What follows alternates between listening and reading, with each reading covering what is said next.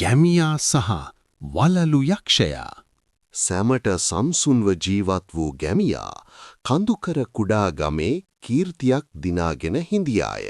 දිනක් ගමිය වනයට යන්නට සූදානම් විය. ගමවැසියෝ ඔහුට වළඳු වනයට යාමෙන් වළකින්න කියා නිතර කියමින් සිටියාය. එහිදී භයානක වලලු යක්ෂයෙකු පැවති බව විශ්වාස විය. නමුදු ගමියමය විශ්වාස කළේ නැත. ඔහු වනයට යන්නට විය. නමුදු ගමියට එදින කිසිවත් වූයේ නැත. එක් සන්ධ්‍යා වකවානුවක ගැමියා වියකුණු ලී සෙවීම සඳහා වනයට ගියකුයි. ආලෝකය සෙරින මුලතකදී අඳුරු වනාන්තරයෙන් භයානක යක්ෂයෙකු ආවස්දායකව පෙනිනි. ගැමියා දුවන අතර යක්ෂයා ඔහු පිටුපසින් නවීන ලෙස අඹරයි.